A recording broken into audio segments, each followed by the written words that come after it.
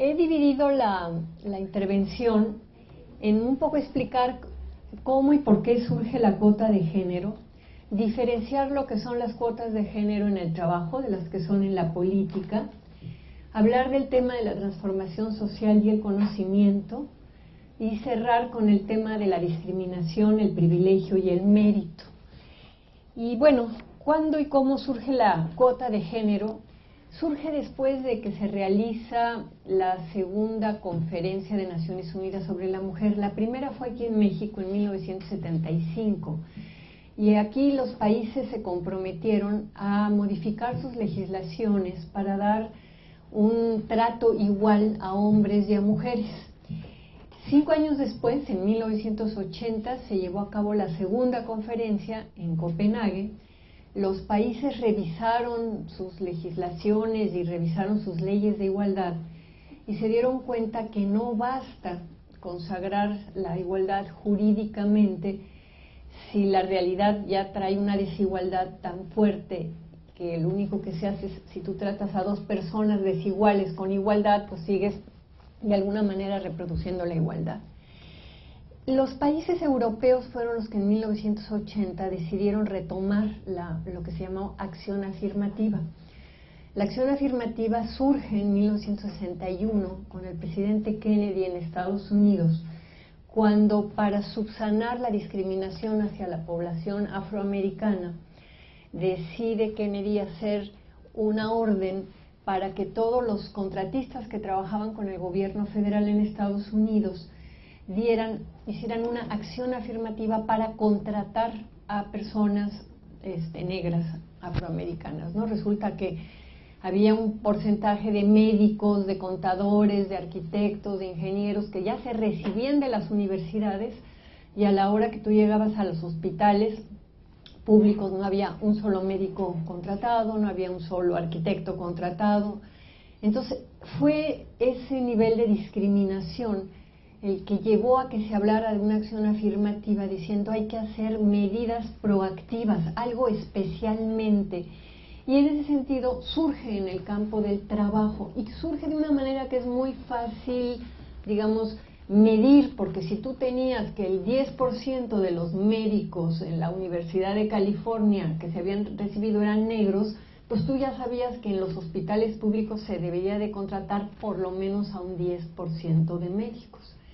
Así surge la acción afirmativa como una medida gubernamental en Estados Unidos, y los países europeos, después de ver que no bastaba el haber cambiado las leyes para que hubiera un trato igualitario y igual oportunidad entre hombres y mujeres, cuando deciden hacer acción afirmativa con las mujeres, sí empieza también mucho en el mundo del trabajo, en donde se empieza a darle a las mujeres porcentajes para que entraran, sobre todo en lo que se llamaban oficios no tradicionales de mujeres, ¿no? Carpinteras, ingenieras, obreras, por ejemplo, en la industria automotriz, ¿no? Entonces se le pide a las fábricas que tengan un porcentaje de mujeres en esos trabajos que tradicionalmente habían sido masculinos. Entonces, el proceso, digamos, de la acción afirmativa en el mundo del trabajo a partir de los años 80 se da en paralelo a un proceso que ya se venía dando en los países escandinavos en el mundo político.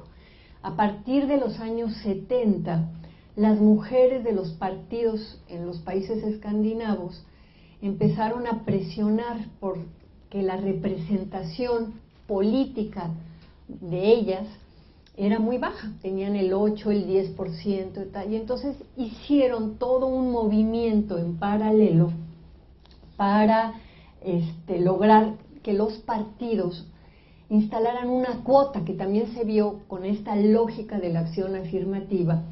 Y esta cuota fue muy interesante la historia. Hay una mujer noruega que se llama Drude Dalerud que escribe sobre esto y dice que lo que hicieron fueron, cuando las mujeres se enteraron, las del partido, digamos, había dos grandes partidos, el Partido Demócrata Cristiano y el Partido Socialdemócrata, y se enteraron claramente que que se estaban definiendo la cuota, estaban pensando si iba a ser de 20 o de 25, y entonces se juntaron las mujeres de los dos partidos y dijeron, vamos a decirles a los hombres de nuestro partido que ustedes ya nos dijeron que van a poner una cuota del 30%, entonces para no ser menos, pues los hombres de nuestro partido van a poner la cuota de 30, y así se consigue a principios de los años la cuota de género. Entonces, el papel que han tenido las cuotas de género, bueno, tendrían que ser cuotas de mujeres, pero bueno, se hablan de género y vamos a ver por qué, en el sostenimiento de un cambio social hacia la equidad. Con ya 30 años o más de experiencia, se ve que es un cambio positivo e incontrovertible. Y tal vez el caso de mayor éxito se ha dado en el campo de la política. Esta intención de establecer cuotas de mujeres en los partidos políticos, ¿no?, se pensó como la mejor manera de asegurar la igualdad jurídica a través de los representantes políticos. Piensen ustedes que cuando se hacen las cuotas en estos países, Noruega, Suecia, Islandia, el porcentaje de mujeres que se llega a tener a mitad de los años 80 oscilaba de diputadas entre el 25 y el 33, mientras que esos mismos años, a mitad de los años 80, el Parlamento británico tenía un 4% y la Asamblea francesa tenía un 8%. El proceso de establecer una cuota en Europa, sobre todo en los países escandinavos, cambió la lógica y por eso se llama cuota de género, porque ya no era tener un 30% solo de mujeres, sino se planteó que había que tener un 40% mínimo de cualquiera de los dos sexos, o sea, 40% de hombres y 60% de mujeres, o 40 de mujeres y 60 de hombres, y por eso se le llamó la cuota de género. Este aumento, digamos que fue un aumento, sobre todo en esos países, si los comparamos con los demás países de Europa, fue un aumento sustantivo en la representación, pero las investigaciones que se hicieron en paralelo mostraron que cuando las mujeres ingresan al ámbito público, sus obligaciones familiares no disminuyen y son un motivo importante para que las mujeres reduzcan su compromiso o que pongan fin a su carrera política. Hubo entonces que abordar la transformación de esta manera de funcionar socialmente con las mujeres haciéndose cargo de la familia y del cuidado de los hijos, y una de las cosas que hicieron los países escandinavos fue empezar a hacer toda una política distinta de avanzada en Europa, obligando a los hombres mediante una especie de permiso paterno obligatorio que podía ser de 3 a 6 meses de quedarse en la casa cuidando a los hijos, a tratar de nivelar lo que era esta desigualdad de las mujeres en el ámbito político, pero teniendo que regresar a la casa a seguir haciendo todas las labores domésticas, y los hombres, aunque tenían un hijo recién nacido, tenía hijos pequeños, sin estar el tiempo suficiente en la casa. Entonces la política escandinava de la mitad de los años 80, durante los años 90, hace toda una serie de intervenciones de cuidado de los hijos, de permisos paternales para los hombres, al grado de que el permiso de maternidad de 1 año que da Noruega o que da Suecia, no se le daba a la mujer trabajadora si el hombre a su vez no tomaba su propio permiso paterno. En otras partes del mundo, esta cuota de género en política también se inició, como ocurrió en los países escandinavos, como una iniciativa de las mujeres de los propios partidos. En América Latina no todos los partidos la asumieron voluntariamente y por lo tanto en muchos lugares fue el Congreso, la ley, la que tuvo que obligar a los partidos a que asumieran. El primer país en América Latina que asume desde el Congreso lo que se llamó la ley de cuotas fue Argentina en 1991, estableciendo un mínimo de un 30% de mujeres. En México las cuotas en la vida política fueron introducidas también gracias a la presión de las mujeres políticas. El primer partido donde se discutió el tema de las cuotas fue el PRD, que en noviembre de 1990, durante su primer Congreso Nacional, reglamentó un 20% de cuotas de género en sus candidaturas. La medida generó mucha oposición adentro del partido, pero igual la presión de las activistas feministas obligó a la realización de un debate interno. Hay un artículo que escriben Amalia García, Ifigenia Martínez y Nuria Fernández en 1991 contando todo el proceso adentro del PRD. El PRD modifica sus estatutos internos en 1993, estableciendo que en la dirección del partido no podía haber más de un 70% de hombres, o sea, una cuota del 30% de mujeres, pero después este porcentaje se hace extensivo a las listas. Esta decisión no tuvo mucho impacto ni resonancia en los medios de comunicación ni en otros espacios políticos, a excepción, digamos, de las propias mujeres interesadas y del ámbito feminista. Por otra parte, aunque en 1994 el PRI descalificó públicamente el mecanismo de las cuotas y dijo que eso era una forma de discriminación, en su congreso de 1996 las mujeres priistas lograron que también en ese partido se estableciera un porcentaje del 30%. Una feminista de aquí de Monterrey, María Elena Chapa, escribe un artículo en 1996 sobre el proceso de las mujeres priistas. El tema de ganar espacios encontró muchas aliadas entre las mujeres del gobierno y en el aparato estatal. El objetivo de lograr más puestos se convirtió en un motor que dejó de lado las diferencias ideológico-políticas y las mujeres de todos los partidos se apoyaron en esta experiencia de los países europeos, de Canadá, de Australia, para alegar sobre la importancia de las cuotas. En abril del 2002, el IFE impone como obligación a los partidos políticos la cuota del 30% de mujeres que había recomendado años antes, pero que se implementa por primera vez en las elecciones intermedias del 2003. Y se nota el impacto.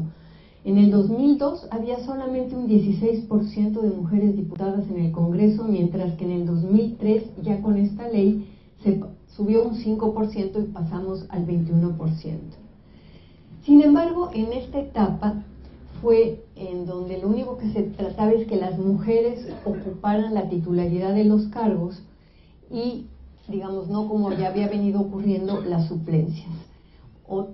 Surgieron entonces muchas maneras de darle vuelta a la cuota de género, muchas trampitas, ¿verdad?, de modo de cumplir con las candidaturas de mujeres, pero por ejemplo asignándolas a distritos donde tienen pocas posibilidades de triunfo o donde están definitivamente perdidos esos distritos. También estuvo la famosa maniobra de las Juanitas, ¿verdad?, que fue postular a mujeres como candidatas titulares, pero luego hacerlas renunciar para ser sustituidas por el hombre suplente. Ante este tipo de trampas, el IFE ha ido modificando el COFIPE, ¿no?, y ha ido poniendo candados. En este momento ya las suplentes de las candidatas mujeres tienen que ser suplentes para que ya no ocurran casos como el de las Juanitas, ¿no? Y si bien todos los representantes de los partidos coinciden en que las posibilidades de participación político-electoral son más difíciles o a veces hay menos para las mujeres, algunos consideran que estas acciones afirmativas ya incorporadas en la ley, al favorecer, entre comillas, a las mujeres, afectan negativamente a los hombres. Pues evidentemente si antes había un 80% o un 90% de candidatos y ahora tiene que haber solamente un 60%, porque ya la ley habla de un 40% de la cuota de género, pues evidentemente que hay un 20% de hombres que se quedaron sin la posibilidad de ser candidato y que sienten que es una injusticia contra ellos, ¿no? En este último parte del proceso electoral del 2012, ya el Tribunal Electoral, el TRIFE y el IFE obligan a los partidos políticos al cumplimiento de la ley electoral que establece una fórmula de 60-40, podrían ser 60% mujeres y 40% hombres. No se dice que sea específicamente de ningún sexo, ¿no? Y esta proporción, además, la decide el Congreso en el 2007, que es muy interesante porque allí las mujeres estaban pidiendo paridad, que paridad es 50-50, pero se decidió que había que mejor elegir la fórmula de 60-40 con la posibilidad de que en algún momento a lo mejor haya 60% mujeres y 40% de hombres, ¿no? Esta decisión del TRIFE y del IFE, ¿no?, que acepta lo que ya la Comisión de Reforma Política vota en la Cámara de Diputados, es una decisión importante, digamos, aunque sí todas las acciones afirmativas son mecanismos transitorios que de repente pueden tener efectos perversos. O sea, no hay ninguna intervención que sea maravillosa y perfecta y que no traiga complicaciones. Entonces, al tema de las cuotas se la ve como un mecanismo transitorio que, bueno, también tiene sus asegúnes. Sin embargo, sí renueva el sistema de representación política, pero sobre todo obliga a pensar el tema de la representación entre mujeres y hombres de otra manera. Digo, si somos el 50% de la población, a veces somos el 51% y los hombres son el 49%, a veces somos el 52% y a veces ellos son el 48%, qué curioso que la representación política del conjunto de la sociedad no refleje esa paridad de 50-50, diga, 50-50, ¿no? Ha habido muchas protestas, no sé si siguieron el debate en la prensa, hubo muchos editorialistas que protestaban y que sentían que era una injusticia el tema de la cuota de género, y yo creo que las va a seguir habiendo durante tiempo porque todavía no se comprende bien a bien el sentido de la acción afirmativa. Además, las costumbres machistas no se eclipsan graciosamente del escenario político porque existe una ley, tenemos usos y costumbres, tenemos hábitos mentales, tenemos formas de entender la vida y las relaciones y el lugar de la mujer y el lugar del hombre en la sociedad que difícilmente van a cambiar porque haya una ley que de repente diga que el 40% de los diputados tienen que ser mujeres, ¿no? Sin embargo, creo que visto con algo de frialdad y sobre todo visto con la perspectiva de qué ha significado la cuota en otros países, o sea, en nuestro país es relativamente reciente, pero si vemos qué ha significado en los países escandinavos en los últimos 30 años, en los últimos 40 años, podemos, digamos, arriesgar una valoración de que este objetivo ayuda a una más exacta representatividad de la razón, de la nación y por lo tanto a un aumento de calidad en la democracia. Es decir, en México, como en el resto del mundo, excepto los países escandinavos, las mujeres están subrepresentadas en el gobierno y en el Congreso. Y subrepresentación quiere decir justamente que pese a que somos el 50% de la población, se ocupa menos del 20% de los puestos de gobierno y ahorita casi el 40% de la representación política. Y esto es bien interesante señalar, y ahí también es divertido revisar los debates que se dieron en Noruega y en Suecia y en Islandia y en Dinamarca cuando se pusieron las cuotas, ¿no? Y que se decía, es que hay cuotas y no hay mujeres suficientes, no hay mujeres capaces que puedan llenar la cuota, ¿no? Creo que si tenemos un congreso con 500 personas, con 500 plazas, es difícil pensar que no hay 250 mujeres capaces e inteligentes en un país de 120 millones de habitantes que somos ahora, ¿verdad? Entonces, no es un problema que se deba a la inexistencia de mujeres capaces de dirigir nuestras instituciones políticas, sino algo que ha sido analizado, y es que el poder político trabaja para perpetuarse a sí mismo. Y desde hace mucho tiempo que se ha estado perpetuando y reproduciendo, lo que ha estado reproduciendo es un esquema patriarcal. Y esto, digamos, no quiere decir que solamente los hombres tengan una mentalidad patriarcal. Un esquema patriarcal quiere decir que también tenemos mujeres que son como caciques con falda. el caso de la maestra Elbester Gordillo, creo que es de todos conocido, y supongo que ustedes tendrán en su cabeza muchísimos casos de mujeres políticas que son como señores con falda y funcionan como caciques. Entonces, cuando hablo de un esquema patriarcal, no piensen nada más en los hombres, sino también piensen en cierto tipo de mujeres políticas, ¿no? Y cuando se afecta el monopolio masculino de la política, hay reacciones adversas. O sea, desde alegatos sobre lo discriminatorio que es imponer cuotas, hasta exabruptos furiosos de quienes pierden lugares que ya consideraban propios. La cuota de género en política empieza por corregir la representación insuficiente de las mujeres, pero para alcanzar la igualdad de resultados, no solo se debe garantizar cierta cantidad de mujeres en las listas, sino también colocarlas en distritos ganadores para que el resultado de la elección arroje un número similar de mujeres y hombres. La cuota de género causa problemas internos en los partidos, pero la pregunta que nadie ha podido resolver es: ¿hay otra manera de repartir un poder que ya está desproporcionadamente repartido? Si no se hace una intervención así, a fuerzas meter una cantidad mayor de mujeres. Esto me lleva al tema de la paridad. ¿Cómo es que se pasa de la cuota a la discusión sobre la paridad? Paridad es el término con el que se nombra la participación cuantitativamente homogénea de mujeres y hombres en todos los ámbitos relevantes de la toma de decisiones. Inicialmente, la demanda de paridad tiene que ver directamente con el poder, con su presentación y su representación.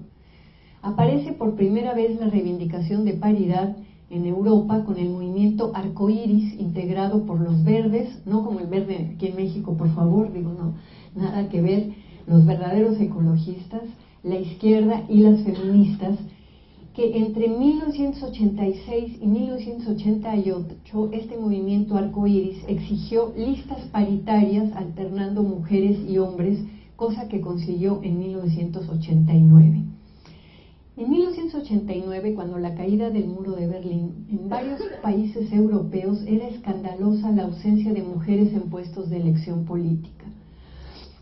Por eso, muchas mujeres políticas, incluso unas que ni siquiera eran feministas, empezaron a cuestionar públicamente la homogeneidad masculina de los representantes políticos, señalando que la sobrerepresentación de políticos varones distorsiona la representatividad de la nación y corrompe los principios igualitarios y democráticos. El contexto de la discusión se agudizó justo cuando cae el muro de Berlín, porque el Consejo de Europa recibe la petición de varios países del bloque soviético para entrar al Consejo de Europa, y este decide que estos países tienen que dar pruebas de democracia, y que una prueba de democracia es cómo participan las mujeres. Establece el Consejo de Europa un grupo de trabajo que se llamó Democracia Paritaria, y al mismo tiempo la OCDE, preocupada por la forma en que las desigualdades persistentes entre los sexos contribuyen a la rigidez de los sistemas socioeconómicos, mandó hacer un estudio sobre cuál era el efecto de esta composición, ellos la llaman monosexuada, o sea, de un solo sexo, de básicamente hombres en los lugares de poder político. Así, a principios de los años 90, y cada quien por su lado, y también luego se reúnen en conjunto, Naciones Unidas, la Unión Interparlamentaria, el Consejo de Europa, la OCDE y la Comisión Europea debaten sobre el impacto de la sobrerepresentación masculina en el poder y qué significa que el liderazgo político sea masculino.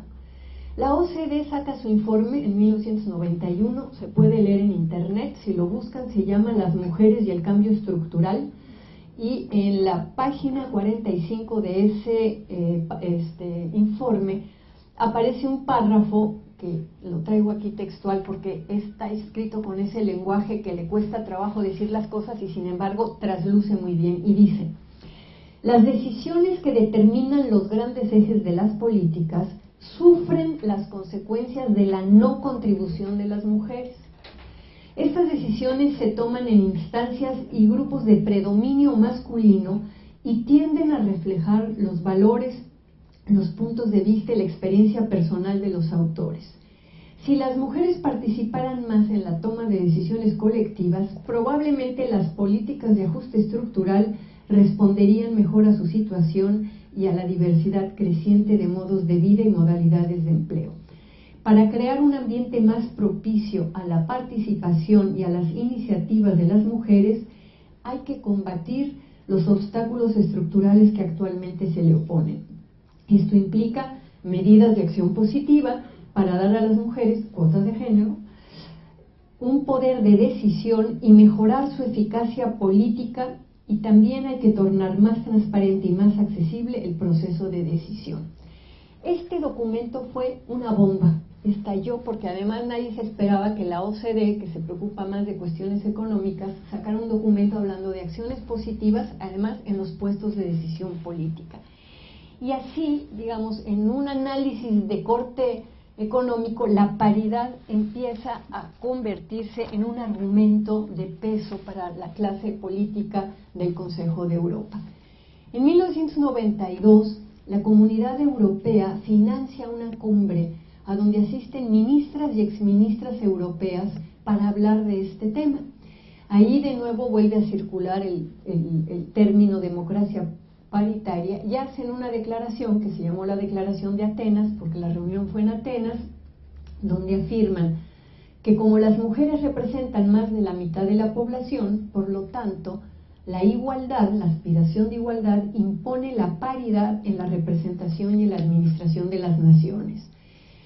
Este documento no se hace público, es un documento interno, pero se filtra y le llega a todos los grupos de las feministas y de las ONGs, y el concepto de paridad se esparce como reguero de pólvora, pues se visualiza como un mecanismo para acabar con el monopolio masculino en la política y repartir equitativamente el poder entre mujeres y hombres. Este objetivo de paridad, que lo que tiene es la intención de garantizar una presencia proporcional de hombres y mujeres en los espacios donde se toman decisiones políticas, pues, fue una discusión filosófica sobre todo en Francia. Los franceses le dieron al concepto de paridad un contenido que iba mucho más allá de pensar que era una cuota del 50%. Fue una discusión muy complicada que no se entendió y que de hecho solamente ha quedado registrada en los ámbitos intelectuales. Hay una historiadora muy famosa, Joan Scott, que escribe uno de los artículos más importantes de género, que ella hace todo un libro que se llama Parité, que es paridad en francés, y que cuenta todo el proceso en Francia, y ahí cita ella a Françoise Gaspard, que dice que lo notable de la propuesta de paridad era borrar la diferencia entre hombres y mujeres, pero reconociendo la diferencia sexual. Como ven, es muy complicado. Les voy a leer textual lo que dice Françoise Gaspard. Dice: nuestra batalla por la paridad se sitúa en una perspectiva distinta, la de una igualdad entre los sexos que no se basa ni en la glorificación de la diferencia ni en la negación de la diferencia, sino en reconocer la diferencia para poder eliminarla cuando produce desigualdad. La demanda sonaba a utopía, y además se argumentó todo este tema de que por qué iba a haber paridad entre hombres y mujeres y qué iba a pasar con las otras minorías. Y hubo todo un debate de que las mujeres no somos una minoría, solo se le puede dar paridad a la sociedad en su conjunto, porque la sociedad en su conjunto está dividida mitad hombres y mitad mujeres, pero no está dividida mitad gays y mitad bugas, o mitad judíos y mitad católicos, o mitad blancos y mitad negros. Lo único que divide a cualquier sociedad, en cualquier cultura, en cualquier parte del mundo, es mitad hombres y mitad mujeres. La diferencia sexual es de un orden distinto a las demás diferencias, no se puede comparar, y además no se trata que las mujeres que lleguen con paridad a ocupar puestos lleguen a tratar asuntos de mujeres, no. Se trata de que las mujeres y los hombres traten en conjuntos los temas de toda la sociedad. Claro que va a contar la trayectoria personal de cada quien, ¿no?, en ese sentido. Entonces, hubo una gran discusión en Francia sobre paridad. Hay dos libros muy interesantes, uno de Silviana Garzinski, que está traducido aquí en México, bueno, en México, en español, se llama Política de Sexos, editorial Taurus. El de John Scott lo acaba de traducir el Fondo de Cultura Económico, pero todavía no sale, va a salir en un mes o dos, porque estuvimos ahí insistiendo que tenía que salir para el debate político de México, ¿no? Y van a ver cómo la discusión de paridad era una discusión bien complicada, que en última instancia se manejó como una cuota del 50%. Lo que fue muy interesante fue cómo las propias feministas dijeron: no esperemos que las mujeres que llegan por paridad a los puestos, o las que lleguen por acción afirmativa, vayan a hacer política de otra manera. Yo ahí, digamos, tengo una diferencia importante con el discurso que está haciendo la candidata del PAN, ¿no? De que ella como mujer va a ser buena y transparente y toda una serie de cosas, ¿no? Hay una filósofa española que se llama Amelia Valcárcel, que dice que para que realmente haya igualdad entre mujeres y hombres, las mujeres tienen que tener el derecho al mal, a ser igual de pendejas, de corruptas, de mala onda, que son muchísimos de los diputados hombres y de los funcionarios hombres. Si estamos esperando que las mujeres, todas las que lleguen, sean buenas y no corruptas y blancas palomas, pues sentémonos a esperar en una silla, porque nos vamos a cansar. Pero para que haya igualdad, tenemos que entender que la condición humana está repartida en los hombres y las mujeres igualito. Así como hay hombres mala onda, hay mujeres mala onda. Así como hay hombres maravillosos, hay mujeres maravillosas. Ser mujer no te hace ontológica o constitutivamente distinta. Hay hombres padres y mujeres padres, hay que ir viendo quiénes son, pero no esperemos de las mujeres y de las mujeres políticas que vayan a hacer política de otra manera. Van a hacer política de acuerdo a la lógica de sus partidos, a la lógica de nuestra cultura política en México, ¿no? Y la paridad es únicamente un mecanismo cuantitativo para nivelar la representación, que tiene efectos democráticos saludables, pero que no garantiza la calidad humana de quienes llegan a los puestos. Hay de todo, ¿no? Ahora, es indudable que la paridad redistribuiría más equitativamente los puestos del poder, pero para que sea integral, como la plantearon las francesas, tiene que llevar de la mano la paridad educativa y la doméstica. O sea, la paridad educativa requiere desde la infancia una coeducación mixta con aprendizaje sobre la igualdad de género, y la paridad en el hogar implica una repartición más equitativa de las tareas domésticas y de cuidado, con apoyos sociales que permitan conciliar las responsabilidades familiares y las laborales. De ahí que se vea que si vamos a hablar de paridad en serio, van de la mano la paridad política, la paridad educativa y la paridad doméstica como una palanca fundamental para construir un orden social más igualitario. Ahora, ¿cómo construir un orden social más igualitario? La sociedad no se cambia por decreto. La sociedad se constituye con los significados y los valores de quienes vivimos en ella, y solo cambia mediante la transformación de esos significados y valores. Hay que formular modos de razonamiento y estrategias de acción para que la sociedad vea sus injusticias y decida cambiar hacia comportamientos colectivos más libres y solidarios, más democráticos y modernos. Indudablemente que esto implica cambiar la vida cotidiana, recuperar el espacio público, transformar la política desde la autoorganización y la conciencia, y esa es nuestra responsabilidad individual cívica como ciudadanos y ciudadanas. Pero también existe otro tipo de responsabilidades. Por ejemplo, la de los funcionarios es hacer políticas públicas que aborden sin mistificaciones la realidad familiar y que desarrollen políticas públicas tendientes a involucrar a los hombres en el ejercicio de tareas domésticas y de cuidado. También es responsabilidad del Estado, junto con las empresas de la iniciativa privada, desarrollar instancias sociales que aligeren el trabajo de cuidado de los niños, de los ancianos, de los enfermos, de las personas discapacitadas. El tipo de seres humanos que anhelamos ser y la sociedad igualitaria que deseamos vivir requiere establecer esquemas de una real conciliación familia-trabajo. Pero yo estoy hablando en una universidad o en un recinto que tiene que ver con la universidad. ¿Cuál es la responsabilidad de las universidades respecto de los mandatos culturales de género? ¿Qué impone el punto de vista científico en términos de prioridades y obligaciones cívicas? Hace tiempo que existe una preocupación por el tema de género, las cuotas y la paridad, justo en estos países con mayor desarrollo económico y científico. En la hoy Unión Europea, la Gender in Science Organization es un proyecto dirigido a mejorar la excelencia de la ciencia europea a través de la inclusión de la dimensión de género en el proceso de investigación y en el conocimiento científico. Este organismo, que está integrado por la Fundación Europea para la Ciencia, por la Agencia Sueca para la Educación Superior, por el Consejo de Investigación de Noruega y varias agencias más que están reunidas en una instancia que se llama Euroscience, elaboró un documento que se llama Recomendaciones para la acción sobre la dimensión de género en la ciencia, cierro comillas.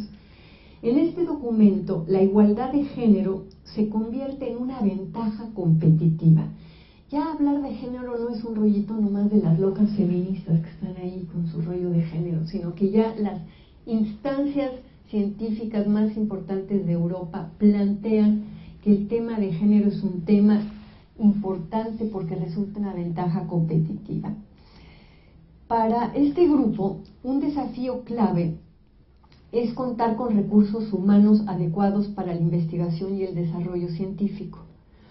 Los científicos europeos organizados en estas instancias sostienen que la igualdad de género es una ventaja competitiva en la búsqueda de talento del quehacer científico, y por igualdad de género se refieren a que haya más mujeres en los equipos y en las instancias de dirección científica. Para dar a conocer esta reflexión sobre el equilibrio de género, así lo llaman ahora, la Unión Europea decidió realizar una primer cumbre europea de género en noviembre del año pasado, del 2011. Si se meten a internet y buscan la primera cumbre de género en Europa, ahí vienen los papers y vienen las distintas mesas de trabajo, ¿no? Esta se llevó a cabo en Bruselas, convocada bajo los auspicios de la Presidencia del Consejo de Europa, apoyada por el Programa de Ciencia y Sociedad de la Comisión Europea y bajo el patronaje de Mr. Chichester, que es el vicepresidente del Parlamento Europeo y el responsable de la Science and Technology Options Assessment. Este señor Giles Chichester señaló, textual: la sociedad mira a la ciencia para que le ayude a resolver muchos desafíos adelante y espera procesos de investigación e innovación más responsables y que den respuesta a las necesidades de la sociedad. Europa requiere mejorar su estrategia de investigación y de innovación para obtener mejores resultados en la inversión en capital científico y tecnológico. La igualdad de género y la diversidad representan elementos claves para garantizar la calidad de los recursos humanos científicos y el conocimiento científico. Apoyados en una amplia evidencia de investigación sobre la dimensión de género en la ciencia, esta cumbre ofrece un nuevo foro para darle forma a las políticas sustentables de investigación e innovación en las cuales mujeres y hombres tengan un papel igualmente eficaz y creativo. Se cierra la cita. La reivindicación de las acciones afirmativas de la cuota de género estuvo a cargo de la comisionada para la investigación, la innovación y la ciencia, que se llama Maire Geoghegan Kim, que señaló, cito: queda claro que el tiempo por sí solo no resuelve la infrarrepresentación de las mujeres en el liderazgo científico y de investigación. Se necesitan medidas específicas para apoyar las carreras científicas de las mujeres y para abordar los factores de género en el proceso de investigación. Esto también intensifica la excelencia científica en Europa. Cierro comillas. La doctora Ángeles Rodríguez Peña, que es la directora de COST, que es un proyecto de cooperación europea en ciencia y tecnología construido con el objetivo de reducir la fragmentación en la investigación, señaló, cito: la Unión Europea mira el equilibrio de género, o sea, la paridad, hombres y mujeres, como una contribución clave a la innovación y reconoce que se necesitan medidas más específicas para alcanzar los objetivos de la dinámica área de investigación. Esta cumbre es el lugar para iniciar un cambio estructural muy necesitado que nos permite estar a la par de otras esferas sociales y de los mercados. COST contribuye y apoya totalmente el profundo cambio en el esquema mental institucional de los actores en la investigación y la innovación, así como en el de los hacedores de políticas, los financiadores, las universidades y las compañías que van a liberar el potencial pleno de la sociedad europea. Se cierra la cita. Partiendo de que ni las mujeres ni los hombres comprenden de manera automática cómo los asuntos de género impactan el proceso de hacer conocimiento científico, el Consejo de Europa hizo un llamado a poner en evidencia lo que subyace bajo los esquemas de percepción y acción científicos, los hábitos científicos, como diría Bourdieu. Para evitar los prejuicios no intencionales de género en el diseño y la ejecución de los procesos de investigación, es indispensable formular las preguntas de investigación, diseñar los experimentos y analizar las prioridades de investigación con perspectiva de género. Esto traerá una dimensión de mayor calidad. Aquí el vínculo entre conocimiento, igualdad social, equilibrio de género, lleva a poner el énfasis en el papel de las universidades en construir un diálogo al respecto. Esto lo remarcó el profesor Rolf Tarrach, que es el rector de la Universidad de Luxemburgo, que dijo, textual: la cumbre de género ofrece la oportunidad a los hacedores de políticas, a los expertos en género y a los científicos de establecer un diálogo abierto sobre cómo la calidad de la producción y la investigación del conocimiento puede mejorarse con la transversalización de género. Es importante que el conocimiento sobre los efectos del equilibrio de género se conozcan y se integren en las discusiones sobre transversalización en las instituciones científicas a nivel nacional y de la Unión Europea, traspasando las barreras culturales y lingüísticas para promover el cambio estructural. Cierra la cita. Entre los efectos del equilibrio de género, mitad hombres, mitad mujeres, o sea, de la paridad, surge un dato contundente. Fíjense qué interesante. Aumentar la mayor participación de mujeres es un factor determinante para aumentar la calidad de los procesos de investigación. Esto no lo dicen las feministas, lo dicen los científicos, muchos de ellos hombres. Al preguntarse cómo puede el conocimiento científico mejorar en los procesos de investigación, la respuesta del Consejo de Europa ha sido por la adopción de métodos sistemáticos de análisis de género y de exclusión de las mujeres. Un ejemplo que ponen: investigaciones recientes han demostrado que la inteligencia colectiva que se encuentra en grupos de personas que cooperan se extiende más allá de las habilidades cognitivas de los integrantes individuales de un grupo, y que la tendencia a cooperar de manera eficaz está relacionada con el número de mujeres en el grupo. Una conclusión, por lo tanto, es que cuando los equipos son mixtos, se incrementa la inteligencia colectiva y hay mejores resultados. Por eso una recomendación de esta cumbre es el equilibrio de género, pues mejora la estructura organizacional, la dinámica de trabajo y la eficacia científica. De ahí que estas instancias científicas de las cuales les hablé antes establecieran cuotas de género para que más mujeres científicas ingresen en los equipos científicos y dirijan los institutos de ciencia. Es indudable que el telón de fondo de esta cumbre de ciencia ha sido el debate europeo sobre la paridad. La acción afirmativa, que también la gente la llama discriminación positiva, ha sido acremente criticada, pues cuestiona el principio liberal de que las personas deberían ser tratadas como individuos y no como miembros de un grupo. Sin embargo, la acción afirmativa es una instancia de un paradigma distributivo de justicia que pone en cuestión la distribución de posiciones privilegiadas o de poder. El privilegio existe cuando una persona tiene algo que es una ventaja inmerecida sobre otras personas. Por eso hay de privilegios a privilegios. Existen privilegios que se ganan por méritos propios, pero hay otros que se derivan del solo hecho de pertenecer a cierta categoría social.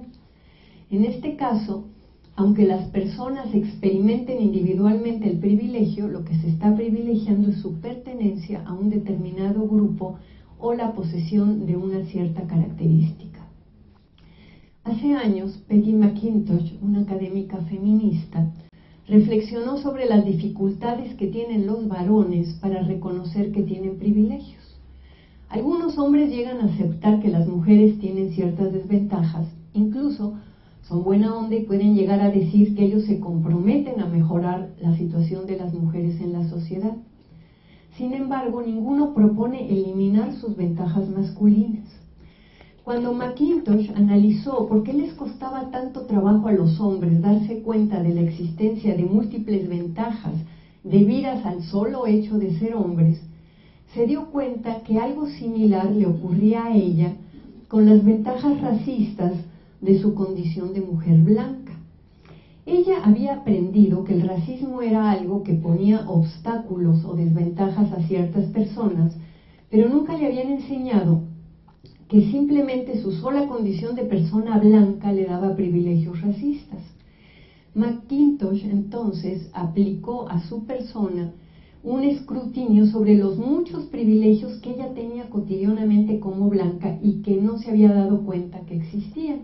Ella hace una cosa muy gringa y muy interesante, hace una lista casi de 100 cosas diciendo, si yo entro a una tienda, los policías no van a empezar a seguirme pues como seguirían a una persona negra. Si me para la policía cuando estoy manejando, no voy a pensar que es por mi color de piel. O sea, empieza a hacer, dice, si quiero ir a la farmacia a comprar curitas color carne, voy a encontrar curitas color carne, ¿verdad? Pues si soy blanca, cosa que una persona negra a lo mejor no encuentra. Entonces hace una lista de cosas babosas como las curitas, pero otras más serias, ¿no? También es un documento que circula en internet y que pueden encontrar porque es realmente muy interesante. Siguiendo esta reflexión de McIntosh, las personas privilegiadas no se dan cuenta de la cantidad de ventajas inmerecidas que tienen. Esa ignorancia es una característica de ser privilegiado. Y la reflexión de McIntosh también nos enseña que no toda la discriminación se debe a la intención deliberada de discriminar. Por ejemplo, aunque tú no seas racista, pues si vives en una sociedad racista, los blancos nos beneficiamos del privilegio racista, ¿verdad? De igual forma, aunque los hombres no sean machistas, su privilegio se crea y se sostiene a través del sistema social que reproduce prácticas y actitudes y que está dominado por los grupos privilegiados. Y aunque existan muchos hombres que no discriminen y que luchen por eliminar la discriminación, pues los privilegios crecen en la familia, se arraigan en la escuela y en el trabajo, y cuesta trabajo darse cuenta de que son privilegios inmerecidos. Por eso, los hombres defienden esos privilegios de maneras complejas.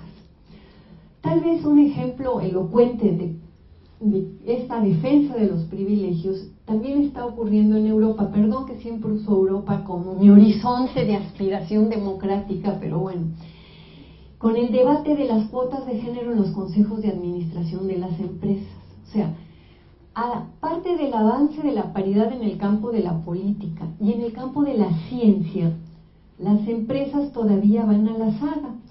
Por eso los gobiernos europeos ya lanzaron un ultimátum a las empresas para que nivelen sus puestos directivos. Este 5 de marzo pasado, Viviane Reding, que es la vicepresidenta de la Comisión Europea, presentó un informe sobre cómo ha evolucionado la presencia de mujeres en cargos de responsabilidad corporativa. La Comisión Europea es la rama ejecutiva de la Unión Europea y su estructura tiene varios comisarios, y hace un año Reding, quien además de ser la vicepresidenta es la comisaria de Justicia, Derechos Fundamentales y Ciudadanía, animó a las compañías privadas a elevar la presencia de mujeres en los consejos de administración para llegar a que tengan un 30% en el 2015, un 40% en el 2020. Para explorar si su propuesta contaba con respaldo, Reding abrió un proceso de consulta pública para que todos, las empresas, los gobiernos y las organizaciones de mujeres, recomendaran qué hacer para mejorar la cifra de mujeres directivas, pues al ritmo que van, tardarían más de medio siglo en equilibrarse en los consejos de administración. Y en vez de plantear la cuota de género como una reivindicación de derechos, que es parte de cómo se hizo con la cuota política, Reding hizo una argumentación económica y dijo: las empresas con mayor presencia femenina al mando tienen mejores resultados. ¿Por qué? Porque las mujeres traen negocio. Según su informe, las mujeres hoy en Europa suponen en promedio de todos los países un 14% en los consejos de administración, a pesar de que acaparan casi la mitad del empleo europeo y son responsables del 70% de las decisiones de consumo. En los puestos de presidentes de las compañías, los resultados son peores, apenas el 3%. Reding dijo: me gusta lo que las cuotas consiguen, y puso como ejemplo a Francia, que fue, por este debate de la paridad, del debate político, fue el país que hizo más rápidamente caso en el mundo de las empresas.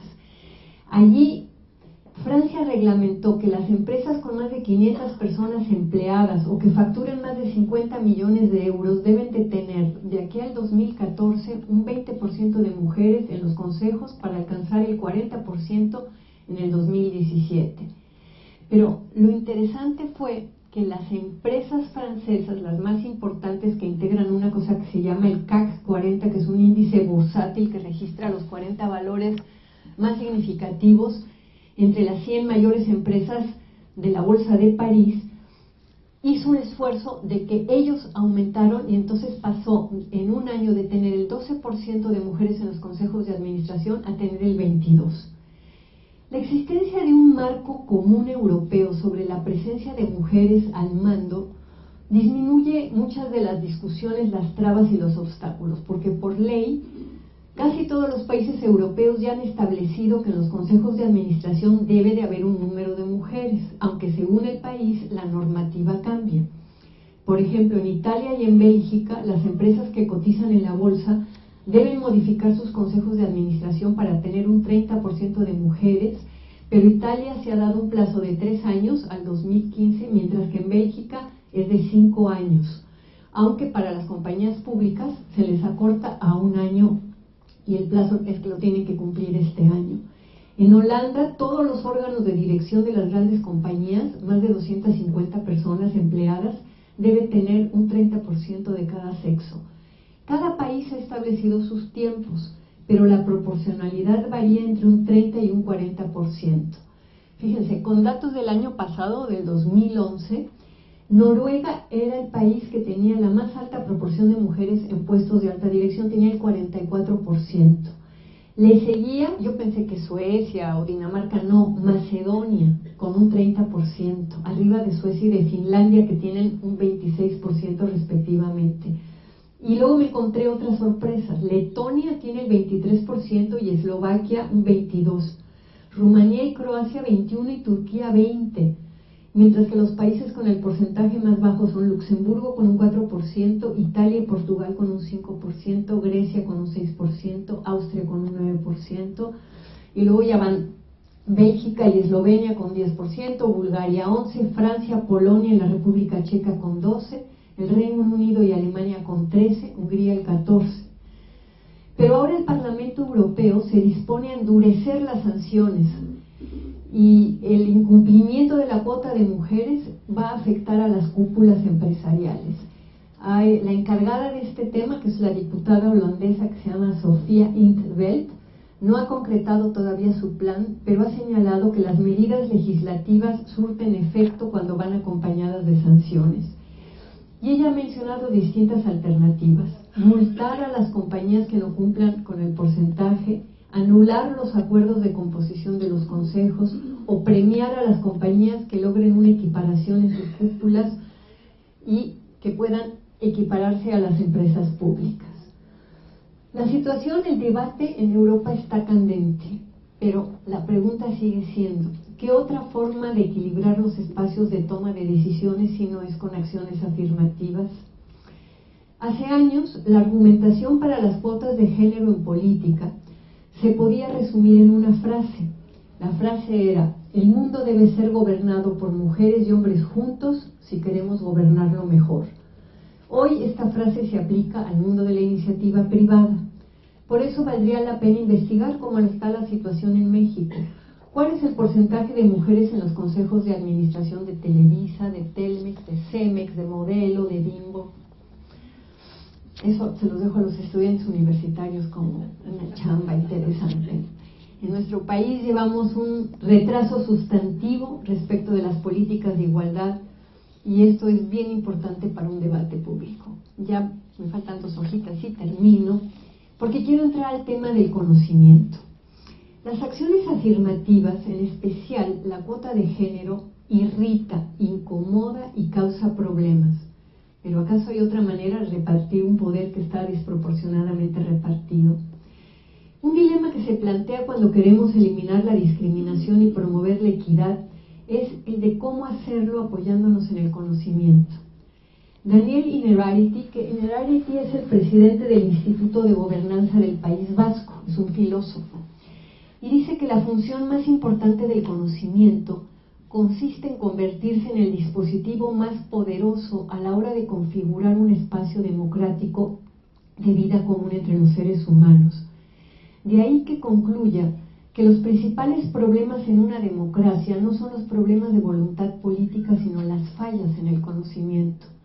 Él dice esta frase que me encanta: el conocimiento, además de un medio para saber, es un instrumento para convivir. En la actualidad, persiste una brecha sustantiva en los recursos y oportunidades sociales a que acceden las mujeres y los hombres. Eliminar los arraigados mecanismos de discriminación requiere, además de legislaciones muy claras, requiere comprender cómo las propias personas discriminadas reproducen la discriminación. No va a ser fácil impulsar un proyecto que privilegie la equidad social si no comprendemos en qué consiste y cómo opera la lógica cultural de género. Un eje de la discriminación y la exclusión es esta división existente entre responsabilidades privadas y responsabilidades públicas, con todo el trabajo de cuidado de los seres vulnerables, niños, ancianos, enfermos y personas discapacitadas, a cargo mayoritariamente de las mujeres. Por eso un proyecto interesado en la equidad tiene que abordar la problemática producida por la simbolización de la diferencia sexual, o sea, por el género, y entender que los mandatos de género estructuran identidades y prácticas diferenciadas en los seres humanos. Son mandatos omnipresentes que los traemos introyectados y que, como son reglamentaciones simbólicas, impactan nuestra subjetividad.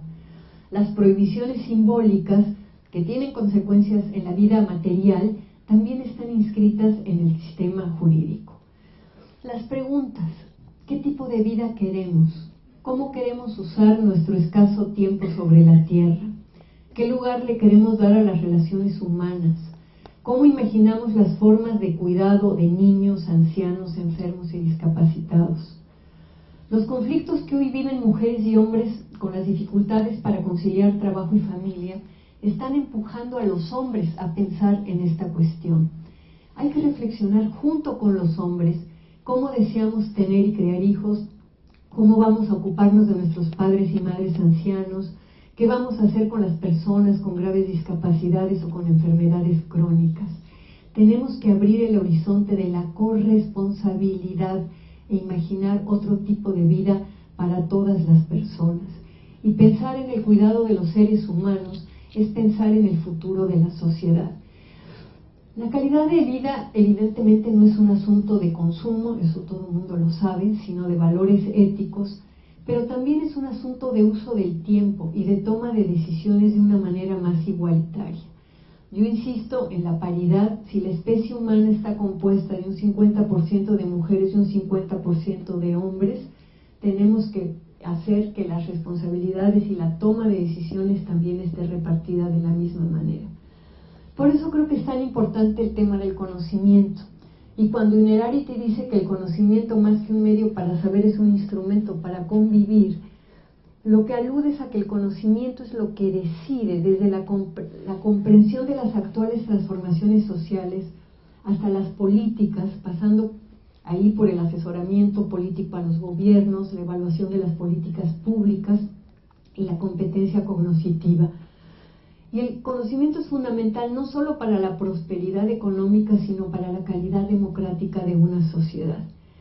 Yo creo que este tema del conocimiento, viéndolo como la parte democrática de convivencia y de bienestar, es algo que tenemos que llevar al debate público y no solamente que quede aquí en los recintos universitarios, ¿no?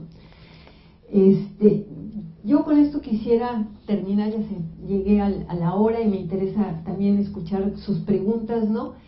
Nada más quiero cerrar diciendo que hay que tener en cuenta que aunque la cuota de género sirve para corregir algunas desigualdades, pues no puede remediar todos los males. La política económica general del país tiene sus propias consecuencias. La igualdad de oportunidades entre hombres y mujeres requiere una seria inversión en seguridad social y en servicios relacionados de cuidado, de educación extraescolar, de atención a ancianos, una ley de dependientes, espacios de día, en fin. Y bueno, los gobiernos europeos, que son mi modelito ideal, ¿verdad?, sostienen que la primera condición de la igualdad de trato implica la existencia de un buen sistema de protección civil.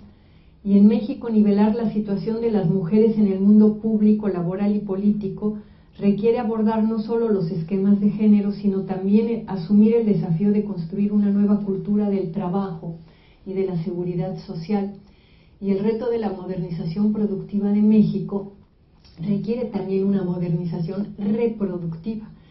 Y esto implica no solo la modernización de instancias e instrumentos laborales y políticos, sino una profunda renovación de la conceptualización sobre qué somos las mujeres, qué somos los hombres y cómo vamos a conciliar ámbito privado, ámbito público, familia y trabajo. Entonces, como ven, la cuota de género, que tiene un efecto nivelador en términos de democracia, el que se está imponiendo en Europa hasta a las empresas privadas, pues aquí en México solamente la tenemos en el campo de la política, con esta reglamentación del 40-60, y sin embargo no hemos podido todavía dar un debate público sobre las acciones afirmativas en el mundo del trabajo y en las empresas privadas. O sea que tenemos mucho todavía por debatir políticamente.